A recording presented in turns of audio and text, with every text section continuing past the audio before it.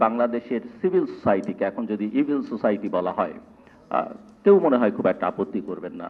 বাংলাদেশের গণমাধ্যম বেসিক্যালি একটা পাপেট মিডিয়াতে পরিণত হয়েছে, একটা সোল্ড মিডিয়া। এটা আমরা বিগত শেখ হাসিনা সরকারের সময় বলতাম, এবং সেটা নিয়ে অনেকেই হয়তো দ্বিমত করতেন না, মনে মনে ক্ষোভ প্রকাশ করলেও সেটা প্রকাশ্যে প্রকাশ করতে পারতেন না। কিন্তু বাস্তবতাটা যদি আমরা দেখি যে 5ই অগাস্টের পরে 2024-এর সেই একই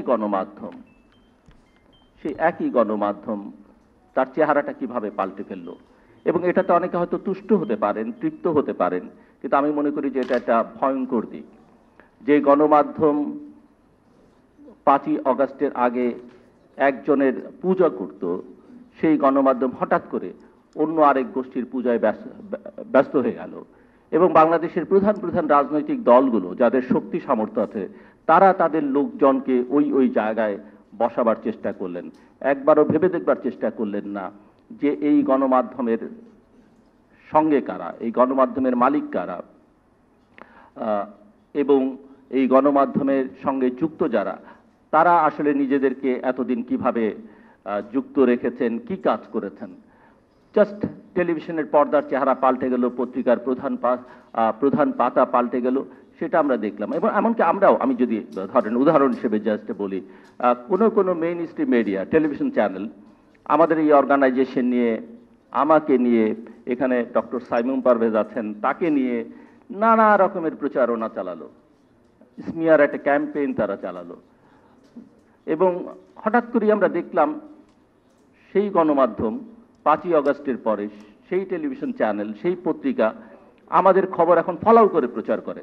আমরা না চাইলে, আমরা দাওয়াত না দিলেও তারা আসে, তারা লাইভও প্রচার করে।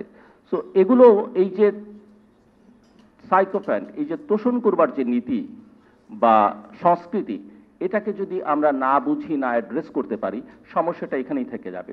বিগত আমলে কেবল উন্নয়নের কথা শুনতাম, উন্নয়ন বনাম গণতন্ত্র, এখন শুনি সংস্কার বনাম নির্বাচন, সংস্কার বনাম গণতন্ত্র। 11টা কমিশন করলো, 6টা কমিশন নিয়ে প্রায় 8 মাসেরও বেশি, প্রায় 100 কোটি টাকার মতো খরচ করা হলো। ঐকমত্য প্রতিষ্ঠান নামে ঐকমত্যের কোনো লক্ষণ এখন আমরা দেখছি না। আমরা মিডিয়া সংস্কার কমিশন এটা করা হলো। মিডিয়া সংস্কার কমিশন এর আগেই মিডিয়া রিলেটেড আলোচনার মধ্যে আমাদের এখানে এসছেন, এবং ব্যক্তিগত পর্যায়ে আলোচনা দেখা গেছে তিনি মনে করেন যে এই মিডিয়া রিফর্ম কমিশন যে রিপোর্ট দিয়েছে তার একটাও বাস্তবায়ন হয়নি, এমনকি সরকারের এই বিষয়ে কোনো উৎসাহ নেই। এবং ইতিমধ্যে রিপোর্ট বেশ কয়েক মাস আগে দেয়া হয়েছে। এখানে আমাদের সঙ্গে এক আলোচনায় যুক্ত হয়েছিলেন তথ্য উপদেষ্টা, তিনি বলছেন যে এই রিপোর্ট বাস্তবায়নে কি ধরনের সমস্যার সম্মুখীন তিনি হচ্ছেন বা তারা হচ্ছেন, প্রশাসন তাদের কথা শোনে না।